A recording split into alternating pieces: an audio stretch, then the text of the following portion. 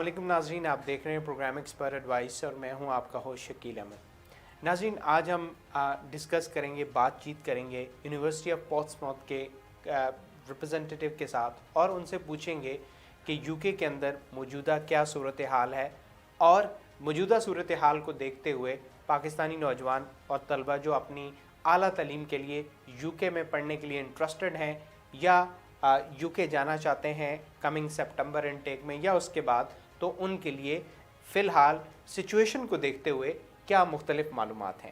تو آج ہمارے ساتھ موجود ہیں جوناتhan ولیمز، جنہوں نے ہمیں یوکے سے جوائن کیا ہے اور وہ ریپرزینٹ کرتے ہیں یونیورسٹی آف پورٹسماؤتھ کو۔ جوناتhan, thank you very much that you have joined us right away from UK, and please let us know about the current situation with respect to COVID-19 that's going on there. Thanks, Shakeel. It's a pleasure to be here. Thank you for having me. And hello to everyone watching and listening. Here in the UK and in Portsmouth in particular right now, the situation with COVID-19 seems to be a positive one. We seem to have we're long past the peak now. The peak in number of cases and number of deaths was over a month ago. And throughout the full process of lockdown, the UK has not really been in a strict lockdown, especially if you compare us with our European neighbours of Spain, of Italy.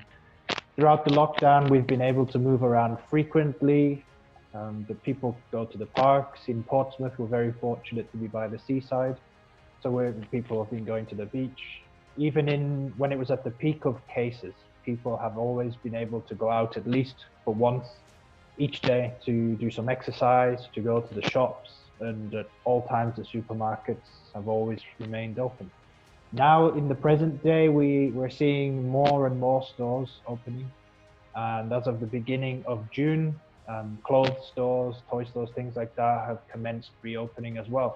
We're looking at bars and restaurants potentially next month starting. It's a great news for us, and especially for the world, that as you have mentioned, the things are most importantly, the number of corona cases is drastically decreasing there in UK, and the different businesses, shops, markets are commencing to get it open once again.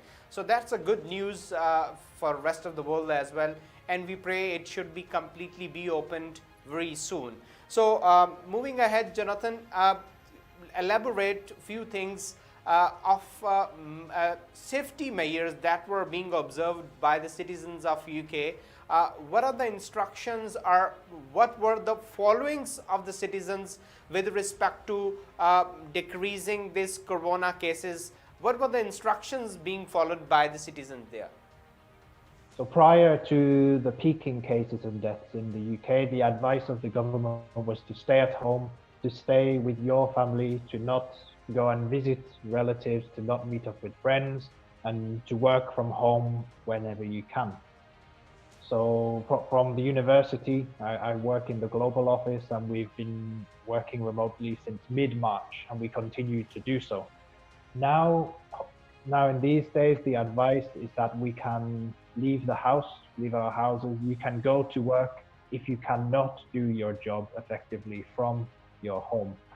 We can mix with other families now as well. We can meet up with friends and relatives, but we must do so outside of the home. So the government and the scientists that are supporting the government's measures on our response to COVID-19, they're recommending that we socialize, but only outside in public spaces like in parks, where we're able to implement social distancing.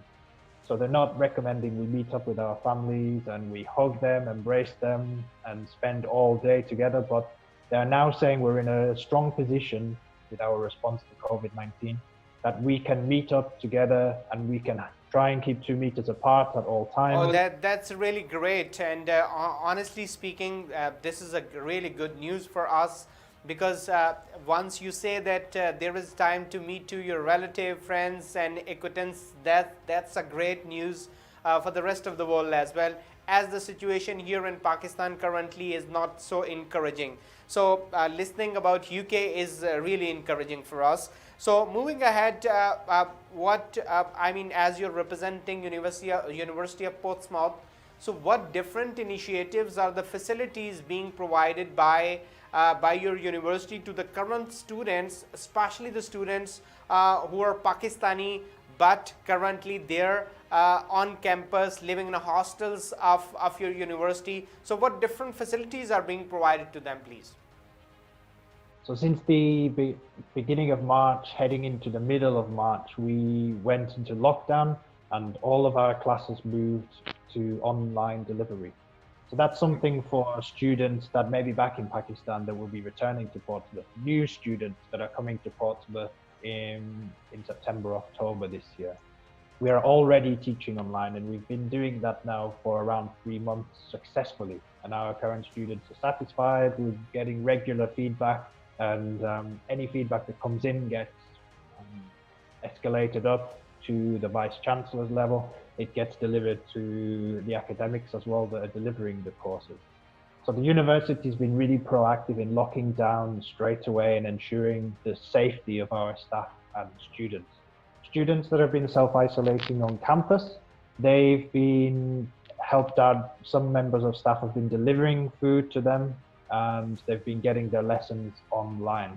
Some of the courses involve labs and practical work, and this work has been pushed into the following semester, when we think we'll be in a better position to be able to deliver that part of the course safely and efficiently. Yes, agree with the statement, agree with the point that you have mentioned. Definitely the courses that require the lab work, the laboratory work, they would being moved in future once the situations are, you can say, when the situation will get normal, students can get their laboratory work or the lab work later on stages as well. That's a good strategy and universities definitely has to move it for. And as you have told us some good news about the current situation and especially the facilities provided by the university to the students. So here connectedly another question, that how much you're optimistic that students would be capable, especially from the rest of the countries, to move to UK in person to join their classes for coming September intake, please? There's been a lot of work going on behind the scenes at all levels in the university in order to ensure that students can join us in the autumn for the upcoming term. We are going ahead with face-to-face teaching. This will depend on a lot of things, external factors, of course, between now and the autumn. But we're hoping that over the summer, the UK, but also the rest of the world, continues to head in the right direction.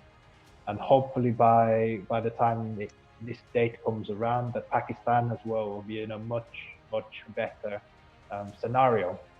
So what the university has done, we have pushed back the start date by 3 weeks. So usually we'll be starting in the middle of September, but now the start date will be 5th of October. This means there's an extra 3 weeks for Pakistani students to get their documents in order, to have their visa applications approved, and to book their flights. And it's an extra 3 weeks for the country as well, to get into as best scenario that it can in order for flights to start operating again back to the UK and Europe.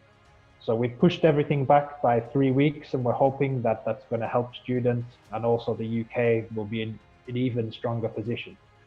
When students arrive on the 5th of October, there will still be, we can imagine and anticipate, social distancing measures in place on campus. We will also have a flexible approach, so that if a student is vulnerable or has an underlying health condition. Yes, Jonathan, I believe university would definitely, as international universities, will take care a lot about the students' health regarding, because they would definitely be concerned about students' health, and they would take the possible measures that could avoid, the connectivity with the corona, or you can say the cases to get increased there on campus with respect to corona. But if here in Pakistan, as you have mentioned that you have extended the dates for Pakistani students especially. So what about the different courses? Because a lot more different students even want to know about your university courses. What are the popular courses they need to opt it for coming September intake, keeping the situation in their mind? At the University of Portsmouth, we're very fortunate. We have courses delivered at all levels. We have from foundation, bachelor's degree, master's, right up to PhD level as well. The university is made up of 5 faculties. We have a large business and law school. And in that faculty, we have courses, of course, in management, in accounting, finance, banking, law, LLB, LLM, and in marketing, digital marketing as well. We also have a large technology faculty where our engineering courses are housed, computer science, things like that. And then the other 3 faculties we have are science, we have a creative and cultural industry school, which is media and the arts, and then humanities as well. So a wide range of courses available. So means the courses you were running earlier before the corona, the same courses will definitely get commenced for coming September intake as well. That's correct, yes. All right. And Jonathan, let us know, our audience, a little bit about the fee structure for undergraduate programs and for postgraduate programs too, and alongside the eligibility criteria for undergraduate and postgraduate, please. Okay, so in terms of the fee structure, we're looking at around 14 to 15,000 pounds as a tuition fee for students at the University of Portsmouth.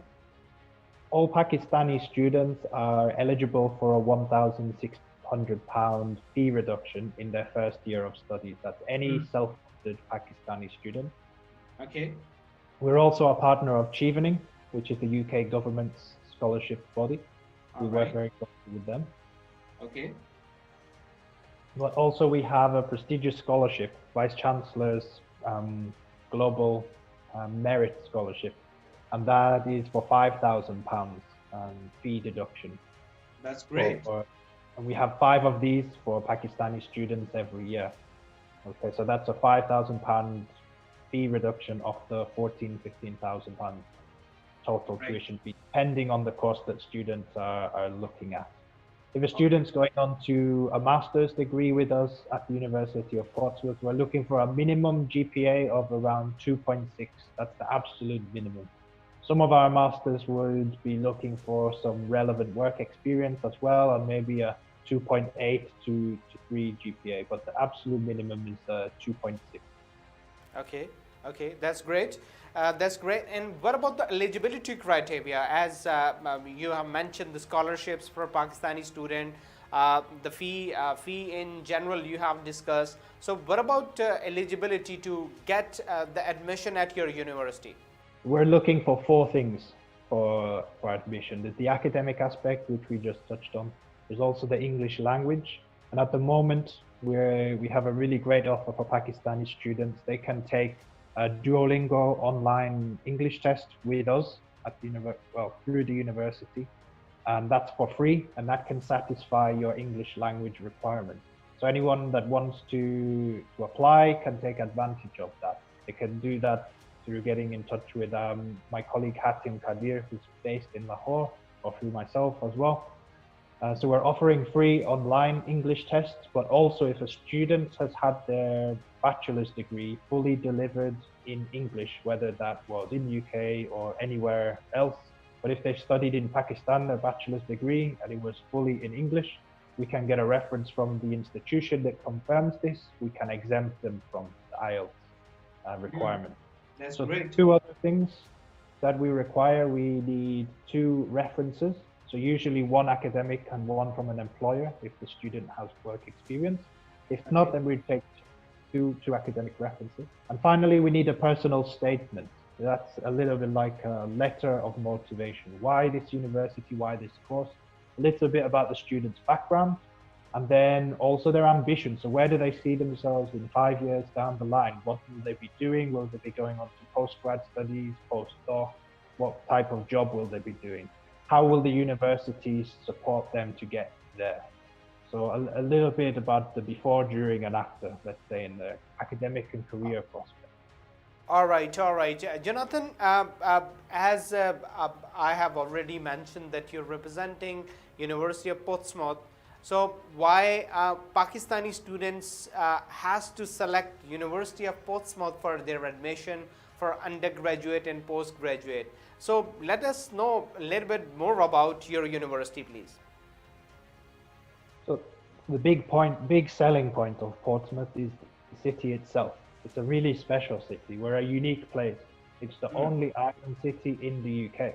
And we're just over an hour from central London as well, which is fantastic. We have a nice waterfront city, the marina, the beach areas, lots of green areas.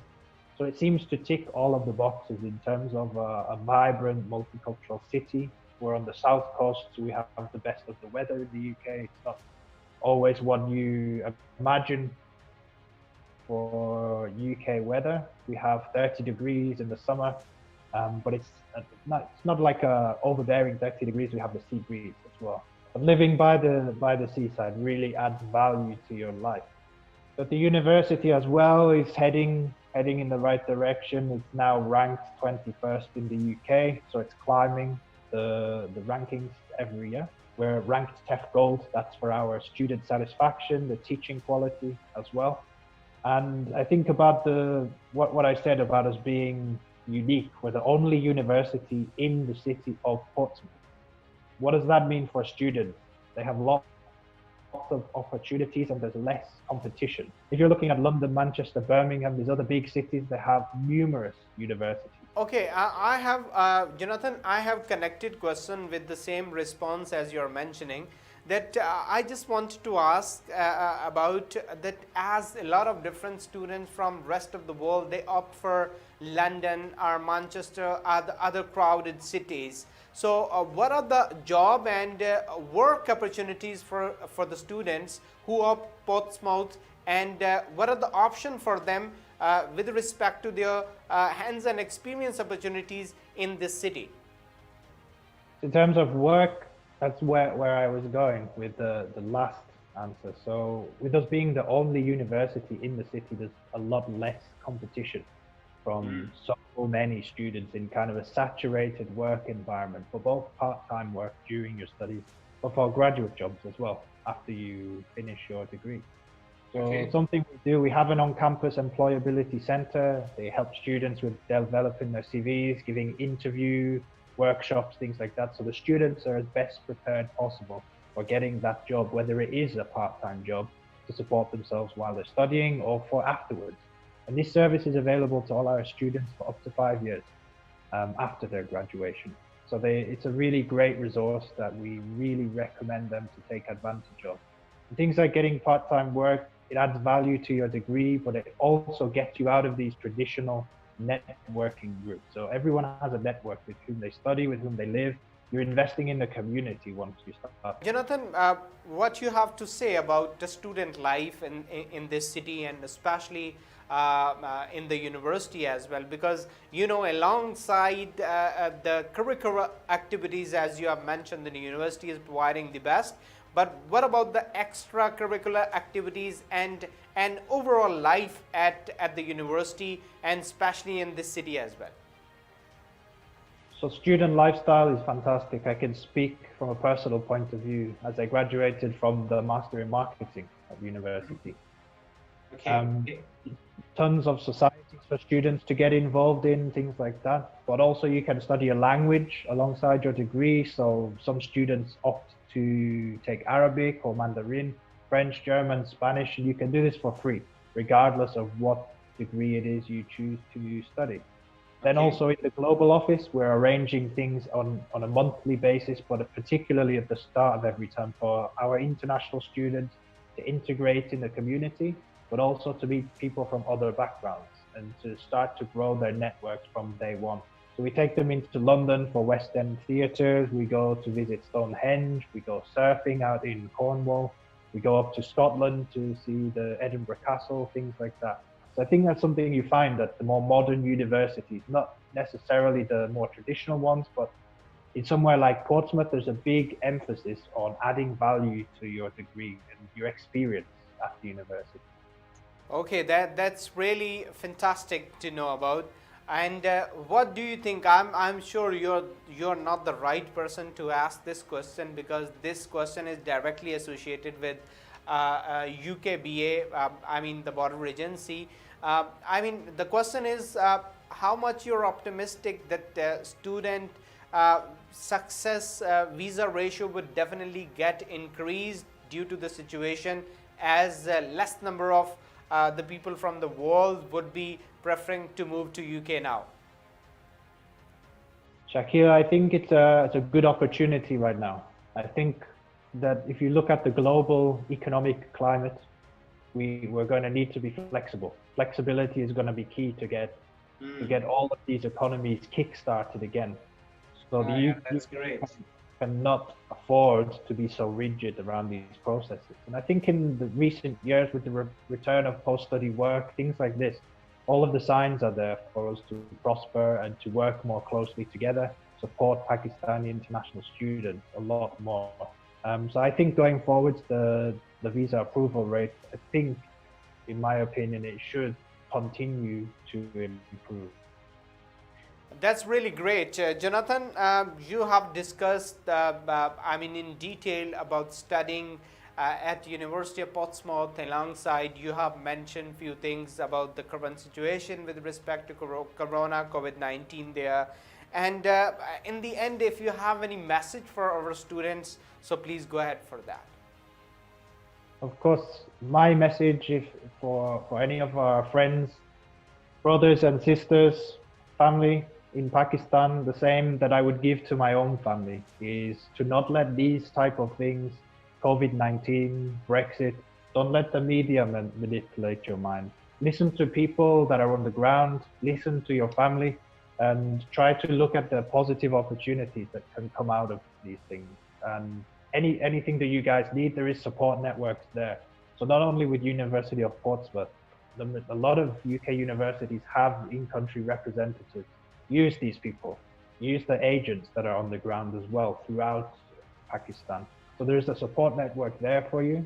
Take advantage of it and try and look at these things as what positive opportunities can come out of them. Jonathan, thank you very much for your time. It was a great session that we had it today, and I mean, a very productive and informative session we had it for Pakistani youth and the students. We are thankful once again. Take care of yourself. Thank you very much. Bye-bye. Thank you, Shakeel. नाज़रीन, आपने programme देखा. Jonathan का कहना था कि this is an opportunity time, और ये वो वक्त नहीं है कि जो ज़ाया किया जाए, बल्कि बहुत सारे पाकिस्तानी तलबा, स्टूडेंट्स जो यूके को अपना स्टडी डेस्टिनेशन बनाना चाहते हैं, तो इस वक्त वहाँ पे उस तरह से सैचुरेशन नहीं है कि जिस तरीके से कोरोना से पहले थी. तो ये एक अपॉर्चुनिटी टाइम है. वीज़ा रेशो सक्सेस उनके मुताबिक, ही इज़ वेरी होपफुल कि ये बड़ी इनकरेजिंग होगी, और वहाँ पे जो वर्क अपॉर्चुनिटीज़ जो हैं वो भी फ़िलहाल स्टूडेंट्स के लिए एक इनकरेजिंग पॉइंट होगा. अपना और अपने दोस्तों का ख्याल रखिएगा. हाज़िर होंगे अगले प्रोग्राम में एक नए एक्सपर्ट एडवाइस के साथ. तब तक के लिए इजाज़त दीजिए. अल्लाह हामिद.